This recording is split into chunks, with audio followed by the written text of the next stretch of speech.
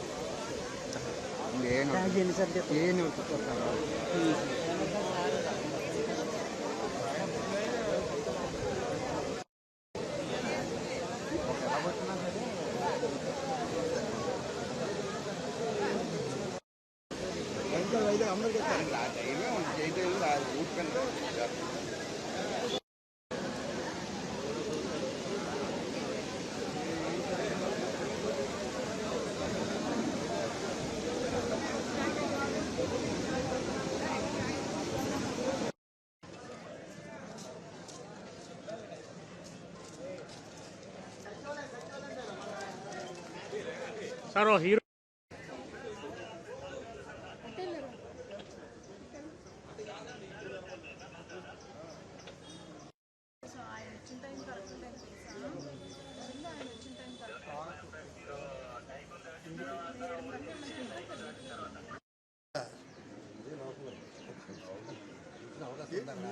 నేనేం చేయలేదు. వాళ్ళు వచ్చారు, వాళ్ళు చెప్పారు లోపల వచ్చి ఏమైనా మీరు వెళ్ళలేరు అని చెప్పారు. ఇక్కడ వెళ్ళొచ్చు అన్నారు మాకు. మరి అక్కడ వరకు సార్, అక్కడ వరకు వెళ్తామని చెప్పాను కదా. అవునా ఈ లైన్ మీకు ఈ గడ్డ నడుస్తుంది. ఎందుకు కొట్టరు? నాకు తెలియదు బాసు. నేను 30-40 సంవత్సరాలు రాజకీయాలు ఉన్నాను. ఇవాళ కొత్తగా వచ్చాను రాజకీయాల్లోకి. మీరు దాంతో పని చేయండి. దాని పేరు మీరు రూపాయలు చేసుకుని ఈ సైడ్ చెప్పండి.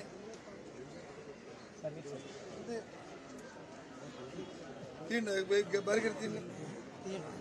ఈ రూట్ ఆ రోడ్డు అక్కడ వచ్చి మీరు ఆపుకోండి, పర్వాలేదు.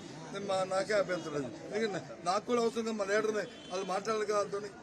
అది ఏది మీకు ఇష్యూ ఏంటి? సౌరభుల్ ఇష్యూ. ఆ సౌరభుల్ ఇష్యూలో అంత మాట్లాడడానికి ఇవ్వాలి. మేమే బాబు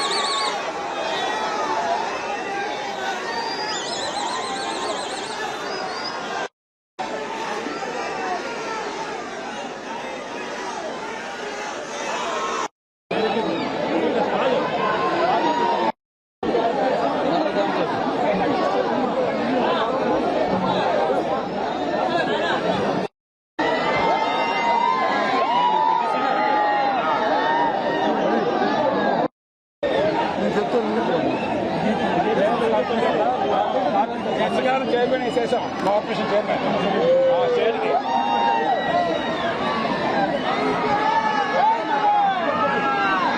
మన ఓలా కూడా ఇచ్చాం. ఆ తర్వాత తెలుగు అయిన తర్వాత ఇంగ్లీష్ కూడా చెప్పాలి. చూసుకోండి నేషనల్ మీడియా ఇక్కడే చెప్పింది.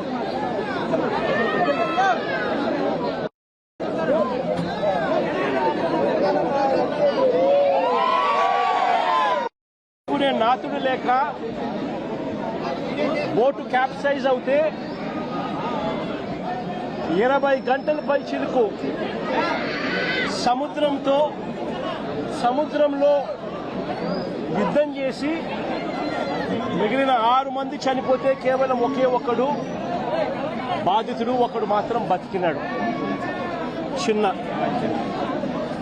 ఇంకొక అక్క ఇంకొక బాధితురాలకు సంబంధించి ఇంకొక బాధితుడికి సంబంధించిన భార్య.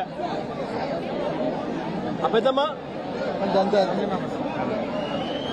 వీళ్ళందరూ ఈరోజు వీళ్ళందరూ కూడా ఈరోజు ఎందుకు మీడియా ముందర నిలబడ్డారు? ఎందుకు వీళ్ళందరూ కూడా జరిగిన అన్యాయానికి గొంతు విప్పి మీడియా ద్వారా వాళ్ళ బాధను తెలియజేసే కార్యక్రమం ఎందుకు చేస్తా ఉన్నారు అన్నది మానవతా దృక్పథంతో ప్రతి ఒక్కరూ కూడా ఆలోచన చేయాలి. నేను అడుగుతా ఉన్నాను, ఇదే ప్రభుత్వం జరిగిన ఘటనను ఒకసారి చూస్తే,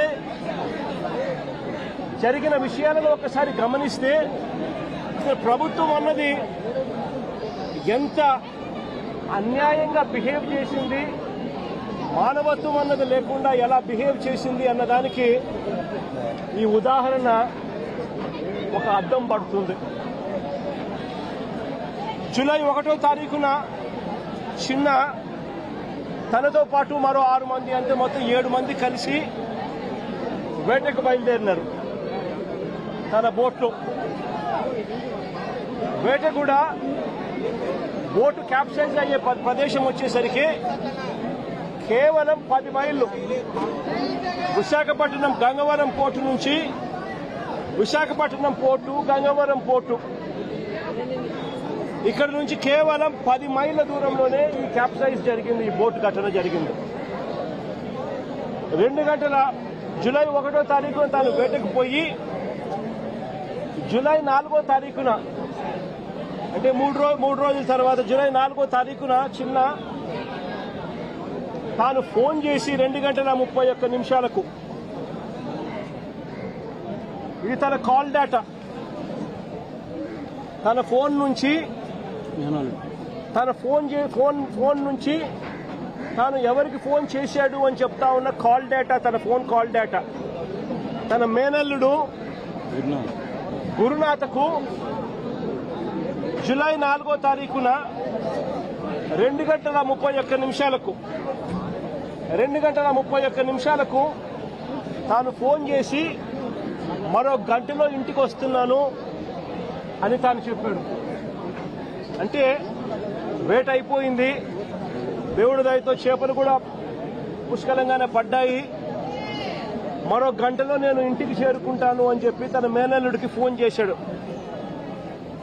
దురదృష్టవశాత్తు తాను ఫోన్ చేసిన కొద్దిసేపటికే తీవ్రమైన అలలతో బోటు క్యాప్సైజ్ అయింది, బోటు మునిగింది. బోటు మునిగితే వీళ్ళంతా కూడా అక్కడ టెలిఫోన్లు అక్కడికి సముద్రంలోకి పడిపోవడం, నీళ్ళలోకి అవి నీళ్లమయం కావడం, వీళ్ళంతా బోటు పైకి ఎక్కడం, బోటు మీద వీళ్ళ హృదయ విదారమైన గాథ అక్కడ స్టార్ట్. పట్టించుకునేవాడు లేడు, ఎవరూ లేరు. 10 మైళ్ళు ఈత కొడితే తప్పనిచ్చి ఒడ్డుకు రారు, బోటుకు రారు. బోటు ఒకవైపున చూస్తే గంటకు మునిగిపోతా ఉంది. అలాంటి పరిస్థితిలో ఘటన జరిగిన వెంటనే బోటు కింద భాగంలో ఉన్న ఒక మనిషి చనిపోవడం జరిగింది. మిగిలిన 6 మంది అక్కడి నుంచి ఈత కొట్టడం మొదలుపెట్టారు. అది వాళ్ళ పరిస్థితి ఆ మాదిరిగా ఉంటే 2 గంటల 31 నిమిషాలకు గంటలో ఇంటికి వస్తానని చెప్పిన తాను గంట అయిపోయినా, 2 గంటలు అయిపోయినా, 3 గంటలు అయిపోయినా ఇంటికి రాకపోయేసరికి గురునాథ్ మళ్ళా తిరిగి ఫోన్లు చేయడం మొదలుపెట్టాడు వీళ్ళ మేనల్లుడు. కానీ ఆ పక్క నుంచి ఫోన్లకు సిగ్నల్ లేదు, ఫోన్ రిసీవ్ చేసుకునే పరిస్థితి లేదు. అలాంటి పరిస్థితుల్లో వాళ్ళు మనిషి బతుకున్నాడా లేదా కూడా అర్థం కాని పరిస్థితుల్లోకి వాళ్ళు వెళ్లిపోయి రకరకాల అధికారులకు కంప్లైంట్ చేయడం మొదలుపెట్టారు. రాత్రి 10:30 గంటలకు, రాత్రి 7 గంటలకు ఫిషరీస్ డిపార్ట్మెంట్ అధికారులకు కలిసి విన్నవించినారు. 7 గంటల సమయంలో ఫిషరీస్ డిపార్ట్మెంట్ అధికారులు ఎవరు కూడా స్పందించని పరిస్థితి అక్కడ కనపడేసరికి రాత్రి 10:30 గంటకు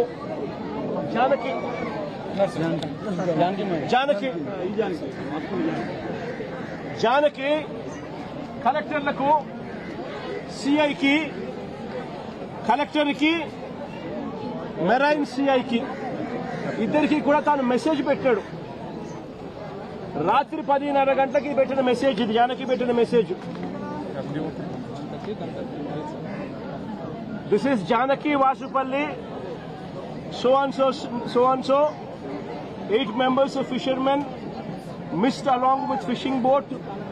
Request to please pursue the search operation near Gangavaram coast.